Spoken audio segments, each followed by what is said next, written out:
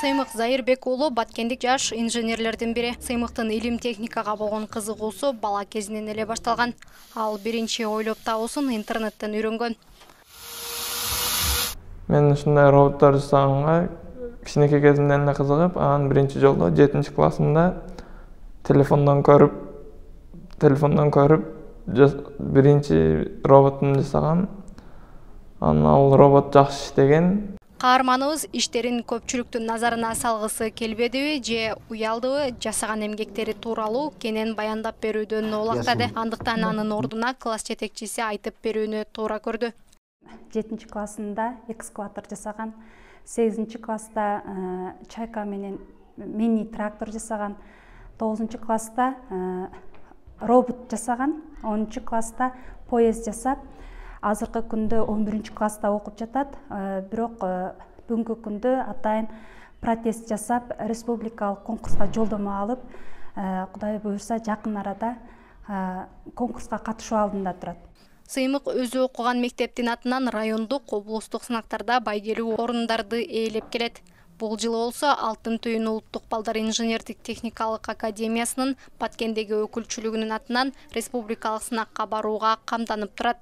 Апрелдин 24-нөн 26-га чейинки аралыкта Бишкек шаарында робототехника боюнча 21-кылым интеллектуалдарыбыз деген мелдеш өтөт. Алтын Түйүн академиясынын Баткендеги өкүлчүлүгүнүн ачылганына 6 айдын жүзү болду. Жарым жылда бул борборго окууга умтулуп келгендердин саны 200гө чукул. Алардын курамын Сыймык дагы толуктаган.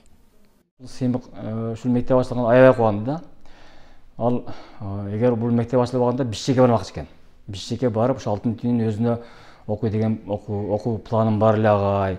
Биякта ачылганы мага аябай жакшы болду деп өтө кубанды ошо бала.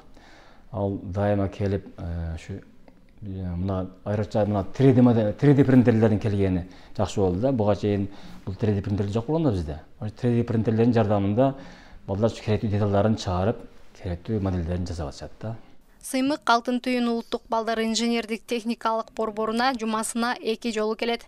Бул жолу ал буга чейин кеп болгон 3D принтердин мүмкүнчүлүгүн көрсөтүүнү туура көрдү. Биз азыр брелокту жасап жатабыз. Бул брелокту жасап, бул моделин биринчисин алабыз компьютерден, 3D принтерге программа аркылуу жөнөтөбүз. Бул бир брелокту 20 мүнөттөн 30 мүнөткө чейинки аралыкта жасап бүтсө болот.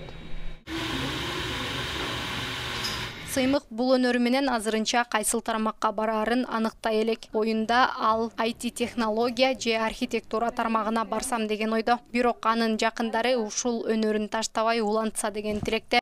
Нурпейил Ашур кызы, Салам Медиа, Баткен.